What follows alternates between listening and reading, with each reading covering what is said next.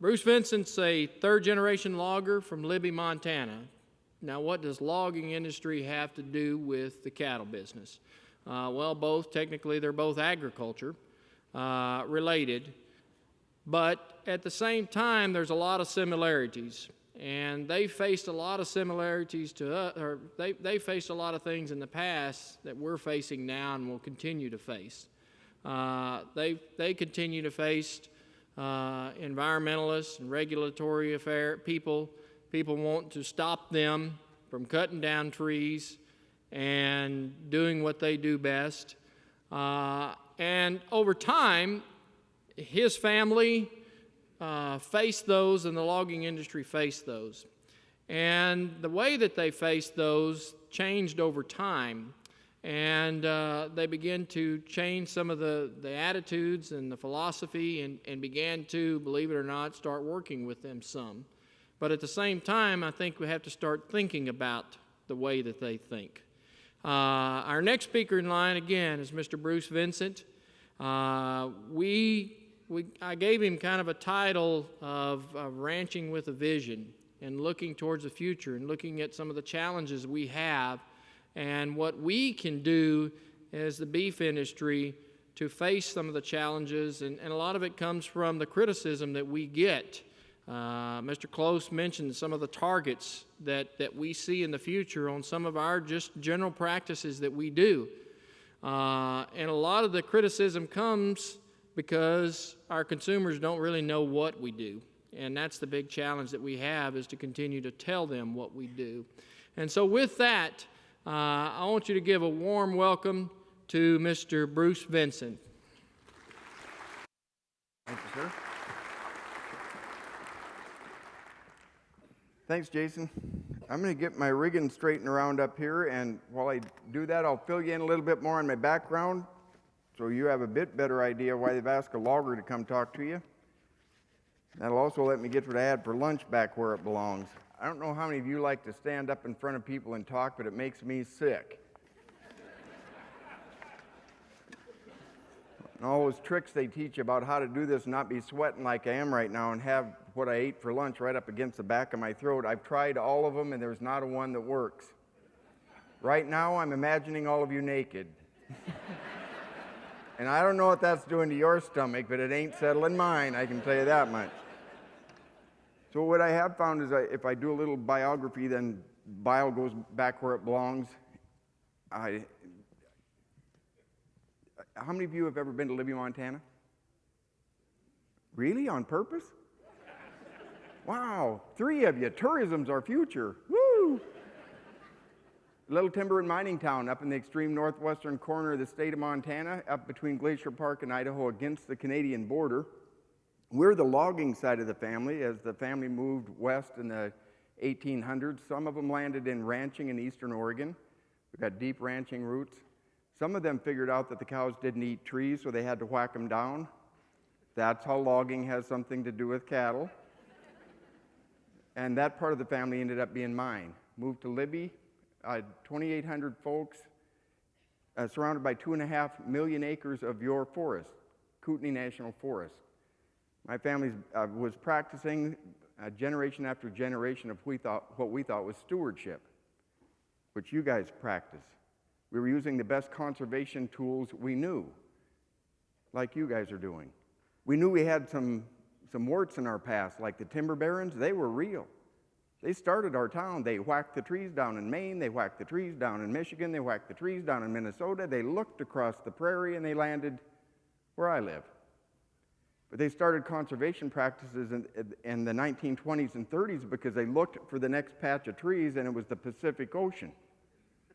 They needed to start practicing conservation, so they started doing some wicked cool things that are now studied by the World Commission on Forestry, a 200-year management plan for a little area. But they didn't know what I found out after I graduated from high school, because I went to college in Portland, Oregon. And when I got there, I found out the kids I was going to school with did not look at us as stewards. They looked at us as axe-murdering Neanderthals. I was killing the cathedral forest. One of the summers when I was home murdering trees, I met my wife, PJ. That's not entirely true. She is not my wife when I met her. Although I tried that, I'd been in a logging camp a couple of weeks. I went to town, and there she was. She had a tube top and a tan, and I said, "You're my wife."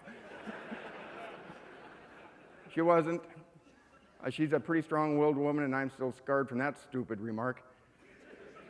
But we fell in love, got married, moved to Portland to go to school together, and we learned that we had accidentally manufactured a child.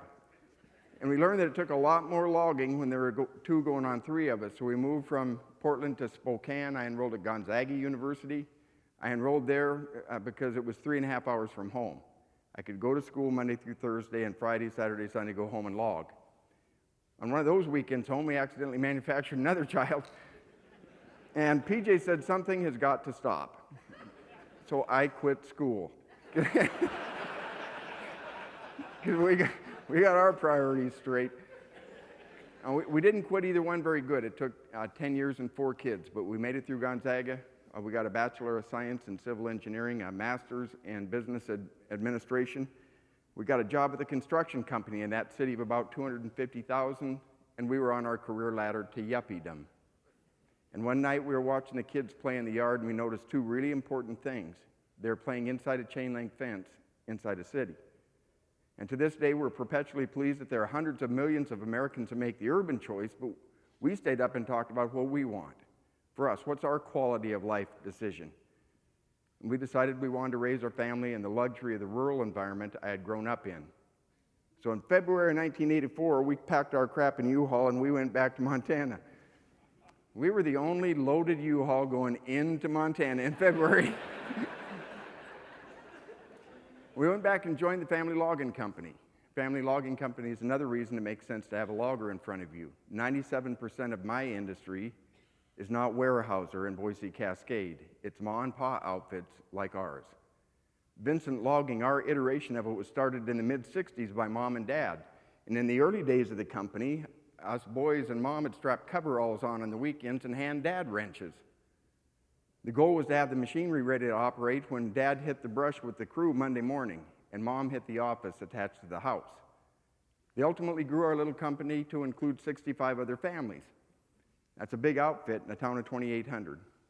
The 65 included their 4 boys. I am the second of 4.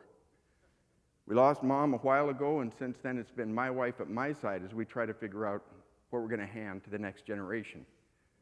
In fact, while I'm here in College Station jacking my jaw, she's home in Montana doing my work for me. But she says it's no problem. She does it while I'm there. She might as well do it while I'm gone. But I wouldn't be here. I would be home with the most awesome mate on earth, doing exactly what I want to do, where I'd like to do it, with the person I'd like to do it with. But something went wrong in our timber communities. And what went wrong there, how many of you watched the spotted owl debates and that kind of stuff? What went on there is incredibly important to you, and not just those things you saw on the news, but what we learned while you weren't watching. Because you're in the line of fire. And I want to talk with you a little bit today about where I think we are in rural America, because you're not alone. How I think we got to where we're at, what we need to do to make sure our ship doesn't turn upside down, and if all of us work together on it, why I have more hope now than I did 20 years ago, 25 years ago when I first stood up. Where are we in our rural areas? Well, I can use my little town as a microcosm, and I will. But generally, where are we? We're having what I call a collision of visions with the rest of America. A collision of visions over a really important emotion, love. How many of you love the environment? How many of you love the environment, your place in that environment, your specific little ecosystem that you can smell the difference in your dirt from your neighbors? Going back and forth to Montana when I was in college, the last 100 miles was with the window down because I could smell my trees coming. We are that wed to our places.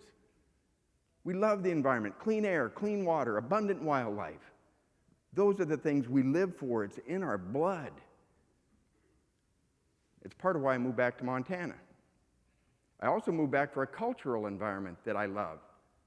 The last vestige of what built the greatest nation on earth is alive and well in our rural areas. Hard-working, hard-playing, community-oriented, family-oriented, church-oriented, school-oriented people still live in Lufkin, Texas, and Libby, Montana. It has never been weird to see a flag on a porch in Libby. But after 9/11, somebody in Brooklyn hangs one up, and CNN does a documentary on the entire block. But it was that culture I wanted to raise my family in. But for the last 50 years, Americans have had two things that no one's had a lot of before: time and money. And what have they been doing with their summer vacation? They blow out at Dallas and Los Angeles and New York City and Chicago and Minneapolis, and they commune in our rural areas. And what do you know? They've fallen in love. They've fallen in love with the very things we love. The environment of rural Texas looks nothing like Houston. They love the clean air, the clean water, the abundant wildlife. They have no idea what's made it look like it looks, but they know they love it. They even love our culture. They have no idea what makes it tick. I can tell you, if they're driving 85 miles an hour through eastern Montana and they see a cowboy, they slide to a stop on the interstate. Oh, honey, a cowboy. What's he do? I have no idea, but did you see the hat? They fall in love with what they think we are. But at the end of the 2 weeks, what do they have to do? They have to go home. And when they leave with the desire that everyone in this room understands. It's the basis for this college course, this short course. It's all over in these rooms. A desire to protect. They want to take care of this place we live in. Who could blame them for that? They want to take care of what they now call the last best places. It's a cut of America that they thought was gone until they come and commune with us for a couple of weeks, and my gosh, it's still there, and we've got to save it. And they fight to protect us. They do it, by the way, for a couple of really important reasons. They get 2 weeks off again next summer. They'd like to come back and have the joint be healthy. Another reason, though, is if they ever get to permanently escape their urban jungle and buy their 10-acre piece of Mecca just outside of Lufkin, they want it to be healthy when they do that. So they want to protect it. And they fight through legislative activity, through judicial reform, through judicial or activism, through regulatory reform. They're imprinting their vision on us. And sadly, their vision for the last best places has one fatal flaw. There's no provision in it for the last best people. And because of that, the very thing they want to protect is going to pay the price of their protection. And it's not because they're stupid. It's because policy in this country has nothing to do with reality. It has everything to do with the public's perception of reality. And on these rural issues where they're trying to save this thing, Will Rogers was right. He once said, it ain't what you don't know that's a problem, it's what you know that ain't so that's a problem. America knows a lot that just ain't so about this thing they love and want to protect. But their policy is having perverse reactions in the real world. And that's where in timber we got to see it first. Because America loves the forest. They love the animals of the forest. First time I saw this really close and personal was when there was a big headline in our local papers that said the grizzly bear is going to be augmented in the Cabinet Yaak ecosystem. Well, I didn't know what any of that was except grizzly bear. I understood that part. A little bigger than a spotted owl, and it eats folks. I also knew we have them there. That's part of why I like living in Libby, or in Montana. But what was an ecosystem? What did augment mean? So we went to a public meeting held by the U.S. Fish and Wildlife Service in our local gymnasium, and Dr. Chris Servine, at that time a 27-year-old grizzly recovery coordinator for Planet Earth, he changed our lives. He explained what augment meant. He said, augmentation is the artificial reintroduction of grizzly bears into your remnant population, and we're going to keep doing that until that population reaches its historic levels. Well, that prompted some questions. We asked him, and just common sense crap, like, if you're going to bring the population back to what it used to be, what did it used to be? And he said, we have no idea. We asked, all right, then what are you going to do? And he said, well, we've at least got to have a viable genetic pool. We asked, how many is that? He said, we have no idea, but 90 to 120 would be a cool start. So, all right, 90 or 120, what would you ask next? If that's the target, how many do we have? And his answer was, we have no idea. This is becoming a pattern.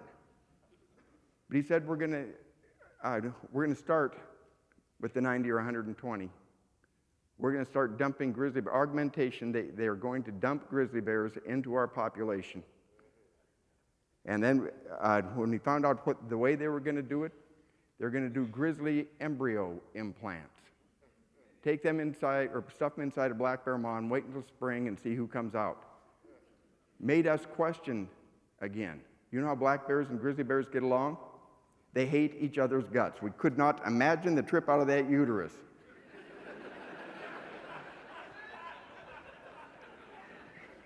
We got to looking at the grizzly bear map on the wall. My wife wondered what this was going to mean for us, and there was a big old map of grizzly habitat hanging on the wall. She went over to it, and it mapped the habitat all right, and she found our house.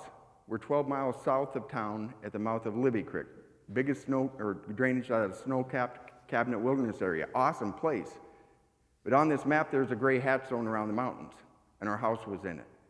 And she asked Dr. Servine, what is the gray stuff? My home is in it. He said, well, ma'am, that's the human-grizzly conflict zone. That sounded bad in theory. She asked him, can we live there? He said, yes, ma'am. She asked, can we live there like we have been? Can we send the kids out to play in the yard, fish in the creek, and not worry about them getting consumed? He said, well, yeah, but you might have to modify a few of your behaviors. Anybody here been to grizzly country? Bob Marshall, Yellowstone, Alaska? When you go, they'll make two really important suggestions. Go in groups and make noise. In fact, at the Glacier Park Chalet, you can buy the bells they suggest you tie in your shoes and your walking stick. The theory is you go tinkle, tinkle, tinkle through the forest. The bears will hear the bells and run the other way. That night, Dr. Servine told my wife and I to tie bells on our 4 children before we boot them out the door. Then he said if there was a problem, if there was a bad bear, they would deal with it. And that's when we found out how they tell the difference between a good bear and a bad bear. Do you guys know? Bad bears have bells in their poop. It's really easy to tell.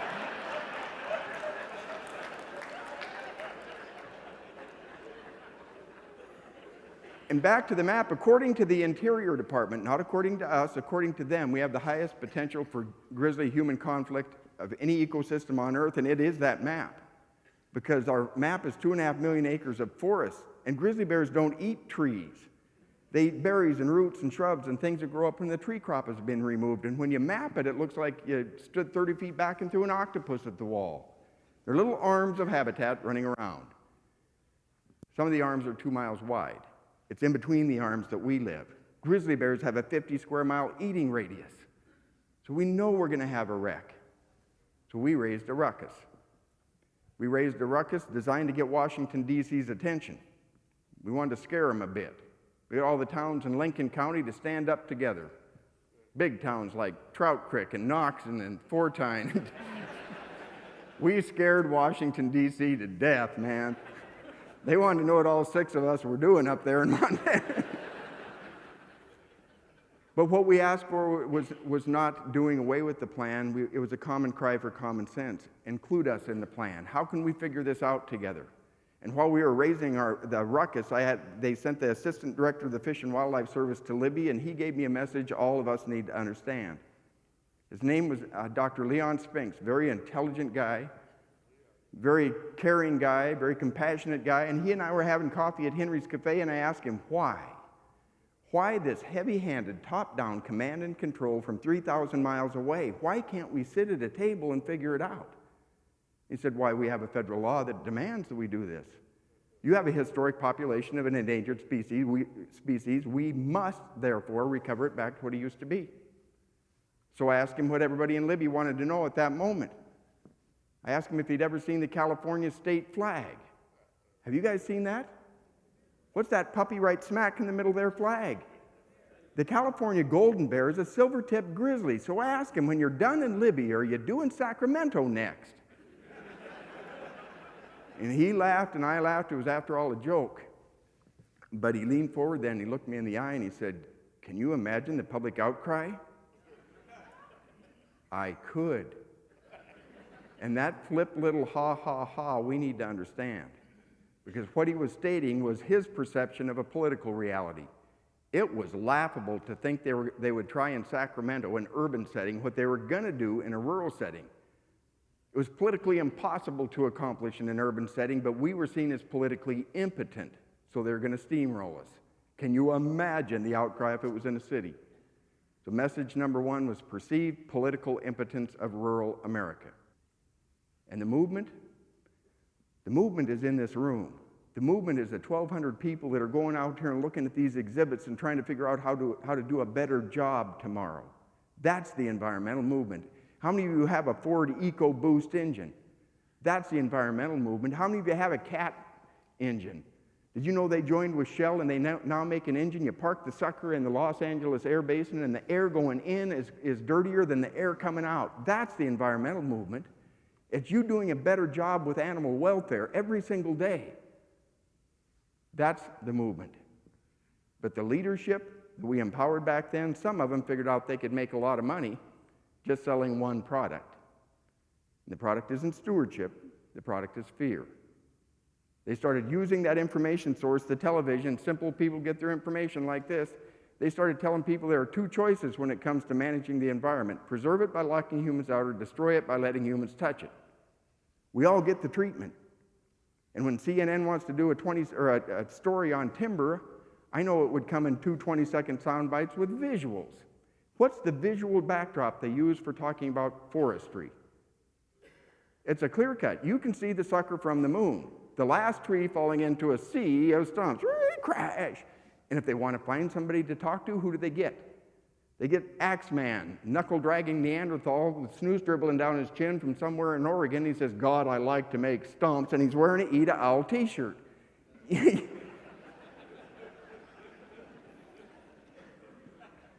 Or they get a 3-piece suit and tie from Weyerhaeuser, and in front of a 30-story building in downtown Portland, they say America wants wood fiber, and by God, we provide it. And that's the end of our 20 seconds. The next 20-second soundbite, they get a visual too. It's a pristine mountain scene with a babbling brook. And with a flag in one hand and bald eagle in the other, they say, all I want is clean air and water for my children. And then they point out that everybody in that last soundbite are greedy corporate bastards intent on profit alone. And then America gets to pick. And every industry is treated the same. What a banner year it was last year to discuss oil development with the 5th grader. You begin to explain oil, and they'll begin to explain dead black birds bobbing in the dead black Gulf. That's oil. And the guy doesn't like it, stands in front of the Everglades, flag in one hand, bald eagle in the other, and we get to pick. What about ranching? As far as the soils and stuff, they'll go find some rancher in New Mexico that lost every culvert in the 3rd 500-year rain event that week. Ranching is erosion. And the guy doesn't like it, stands by the Little Rio Grande, flag in one. What about animal welfare? How many of you have seen that black and white spotted cow with the forklift through the side? Getting drugged through 6 inches of manure someplace in California. That's animal agriculture. And are there bad operators in all of our fields? Heavens, yes. But that does not define us. But who says it does? The guy in the next 20-second sound bites. And for animal welfare, that's Wayne Pacelli with the Humane Society. And he's petting a puppy. And all he wants to do is save the puppy. And we get angry. We know those aren't the choices. Somewhere in between are the choices of conservation and stewardship. Not preserve, not destroy. Somewhere in between. But America doesn't know that. They are 3 generations from the farm. They have no natural resource linkage except the Disney Channel. And they're trying to make a very tough decision on a very complicated issue that involves their love. And if you were them, what would you do? That's what we had to finally figure out. Put yourself in their shoes for a minute. Put yourself in a 30-story high-rise in downtown Dallas. And if you had one functioning brain cell, you would move. No, that's not.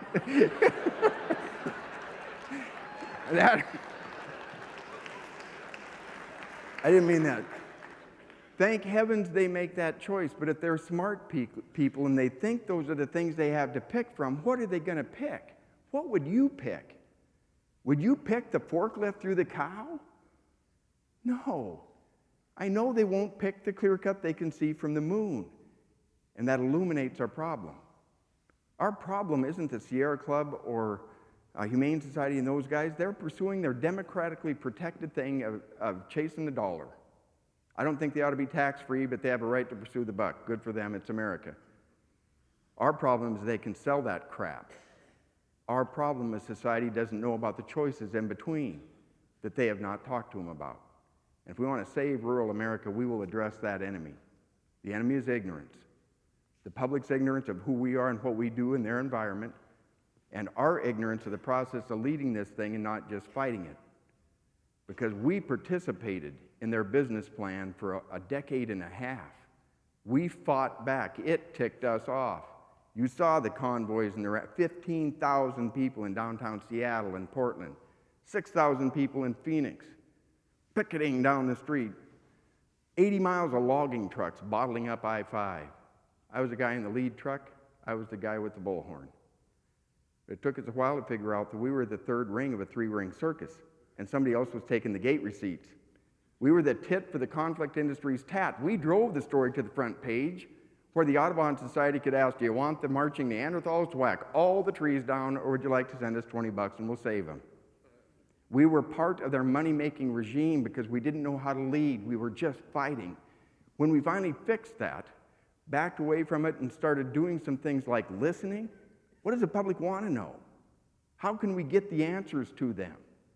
When we started figuring out the difference between fighting and leading, we changed our future because of a guy from Texas. George W. Bush stood behind the most progressive forest restoration language since Teddy Roosevelt, called the Healthy Forest Initiative. He got on board because it was the right thing to do. No one gave us a hope of getting it passed. But when it was stuck in the Senate, the California fires started. And we've always known we're going to burn up in Libby. And if my little town, if it burns up the same day Madonna bears her breasts on Letterman, we are not the news. We know that. But when that bill, the Healthy Forest Initiative, got stuck in the Senate, it was right when San Diego caught on fire. And I'll tell you what, you want to change politics? You get 10,000 people just outside of San Diego standing on their $1 million home with a $6 hose going, this sucks! And it squirted out of the Senate with the support of Boxer and Feinstein. And it got signed into law by President Bush. And it's the light at the end of our tunnel. There is hope for my town because we're going to manage for the health of the forest. That's going to put products out for people, the right thing on the ground, and it's going to be the future of my town. But that light at the end of our tunnel is the train coming at you. Because this industry that markets fear and conflict, they need a new piñata. They beat on us and made hundreds of millions of dollars, turned into international groups. But Save the Forest was easy to sell. We quit making their marketing so easy. It's not as easy to sell us, and they need a new marketing device. It's been clear to me that the next tool they're going to beat on, anything that has to do with water and anything that has to do with animals. Where's that put you guys? You're the next target. So what I ask you to do is look at what happened with us and not be a good piñata. Be a bad piñata. Don't participate in their plan. Have your own. Address the enemy. The public's ignorance, all we have to do is tell them the truth. What a story you have to tell. What a story Texas agriculture has to tell the rest of the world. When I was a kid, we were supposed to be starving in the streets by now. You remember those, the famine predictions? The only reason there's a hungry human on earth is because there's an artificial political division between that human and Texas farmers.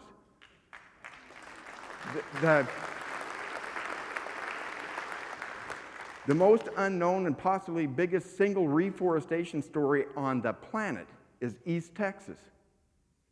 The Texas Forestry Association and loggers got together 100 years ago and planted that thing back. You go back 100 years ago and it was fields of corn and cotton in places where God didn't want corn and cotton. And it's now back to forestry. Some great success stories. Look at what you do on your farm compared to what you were doing 30 or 40 years ago, or your ranch. Not the same. But how many of you think you're perfect? Anybody in here think how many of you know you're making mistakes today? How many of you know you made mistakes in the past? How many of you know you're going to make... We understand our imperfections. Sometimes we understand them so well that we're afraid to stand up and talk about what we think we know because they're all theories. We're trying better. You know what? Warts, pimples, and all, you don't run from your story because America needs to hear it. They need to understand that we know we're not perfect, but they have a choice to make. They want these products. And the question isn't, are they going to be produced? Are we going to manipulate the environment for humans? It's who's going to, where are they going to, and how are they going to? And they need to understand in that choice, you are the green choice. You're the safest, most productive, most efficient producers, environmentally sound producers of protein in the history of man. They should want their beef to come from Texas, not Mexico. They should want their boards to come from Montana, not Russia. They should want their corn to come from Iowa, not Brazil. We are the green choice. But we've got to tell them that. We've got to learn to lead. And quickly, if there's anything you remember about tonight, these are the 3 tough things we learned, 3 truths we had to get across to us. Truth number 1, democracy works, but it's not a spectator sport. God bless Texas. You do know that it works, and the rest of rural America is figuring it out. And it doesn't work by just voting. We also found out you have to support those that are supporting you in Austin and in Washington, D.C. How many of you had somebody's name on your car during this last campaign? How many of you expect the politicians you send to your county commission offices or Austin or Washington, D.C. to take tough, courageous stands for agriculture? All of us do. But if we don't have the guts to stick their name in our yard or on our car, how can we have the gall to ask them to climb out on that political limb with the illumination of the media? If we don't stand with them, we can't ask them to stand for us. So politics is more than just voting. Politics is supporting those that support us. It's also oh, by the way, my oldest boy wanted to be a logger. Went to Oregon State University. They told him his sophomore year that they would only guarantee placement if he had 2 foreign languages. They suggested Russian and Portuguese. It's the Amazon and Siberia. So he came home, he logged for a year, then went to the University of Montana, got a political science degree and a minor in communications and forestry.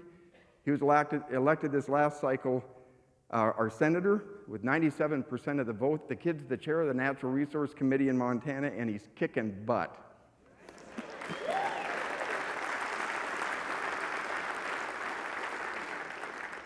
But he needs help from everybody else. And in Helena,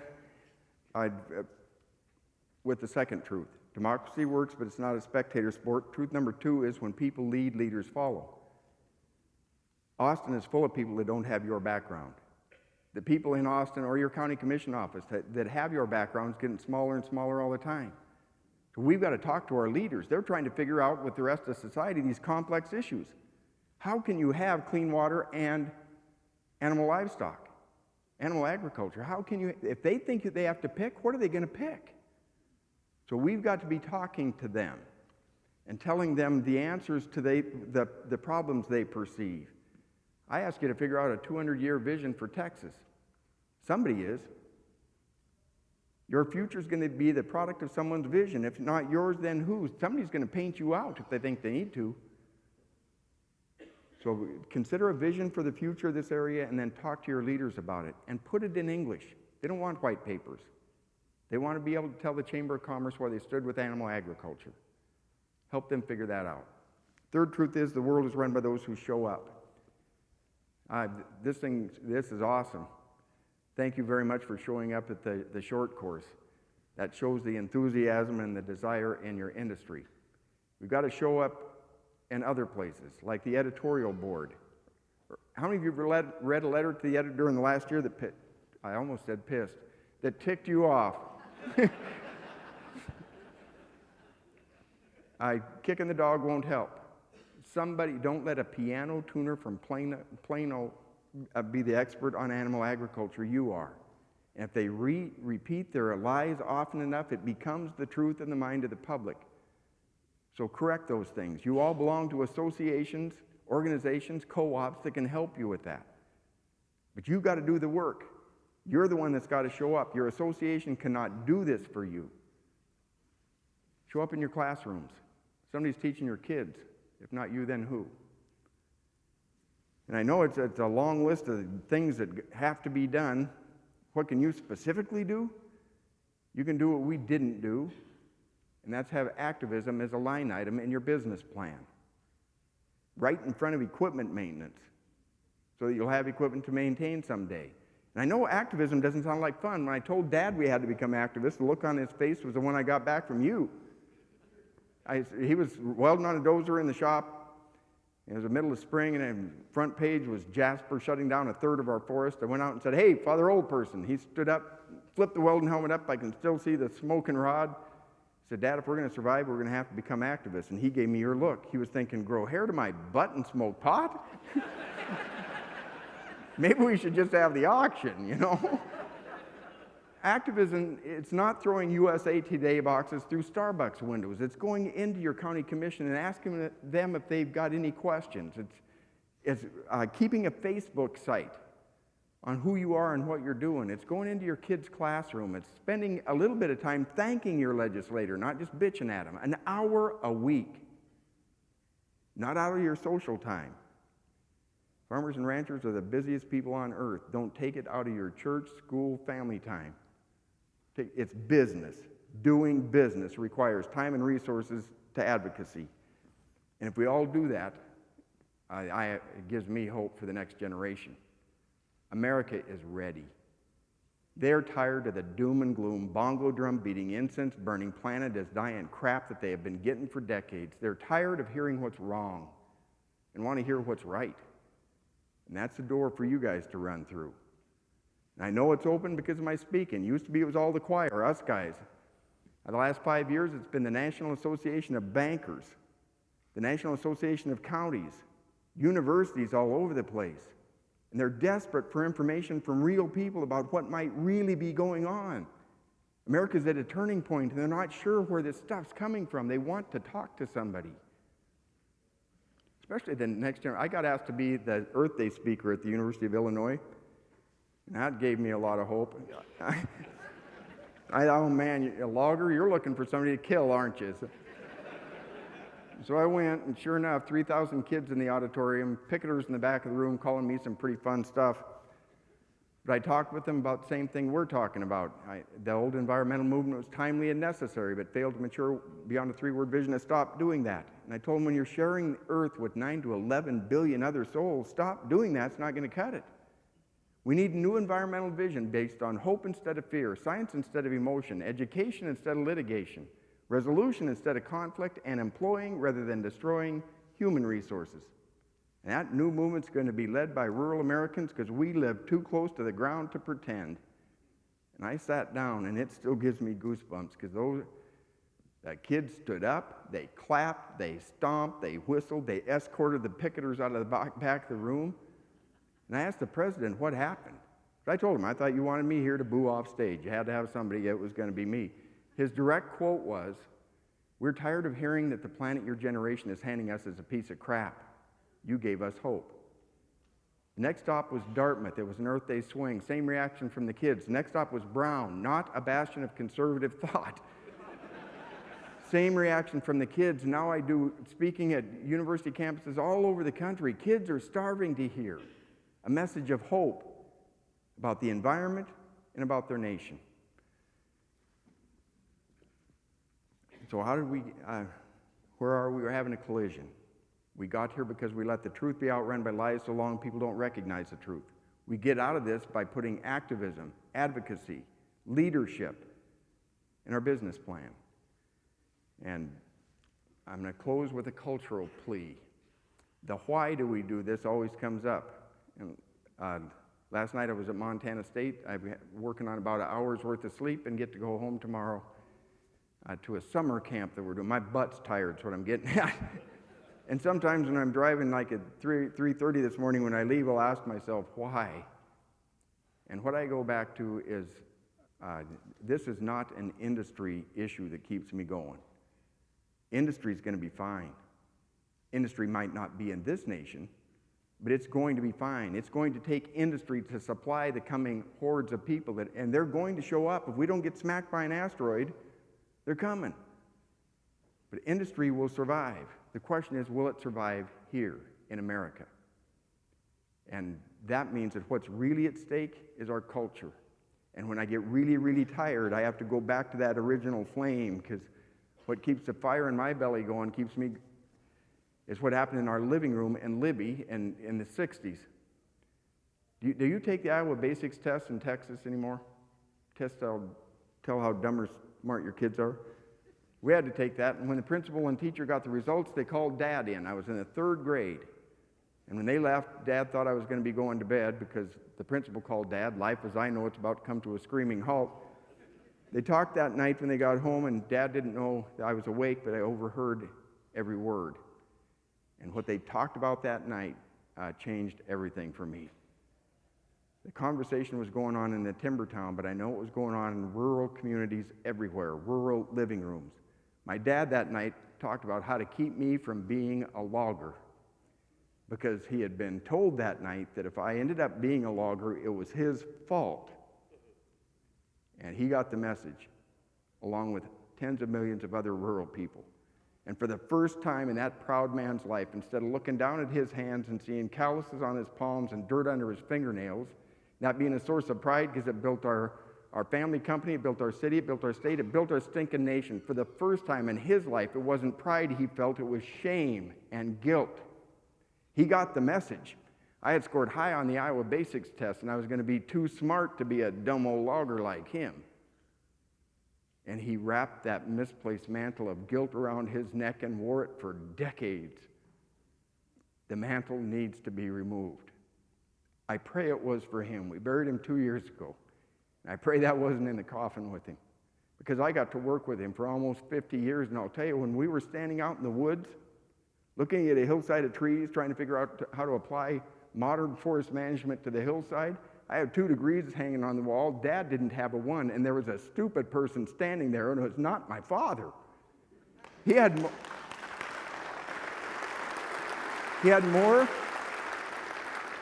more sustainable information about his ecosystem that he got through his hands that he could have gotten with a doctorate degree from Yale. But he learned his by doing.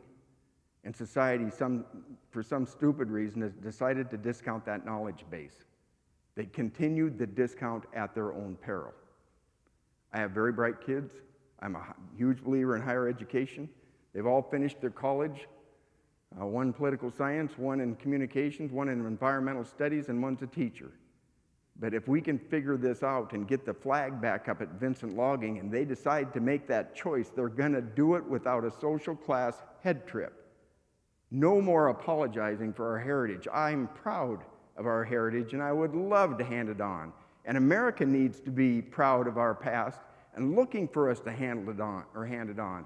Because what's going to happen if we scare our kids out of our industries? What happens if we end up with Scary Larry and his idiot brother in a 1952 John Deere tractor doing what? We need our smart kids back.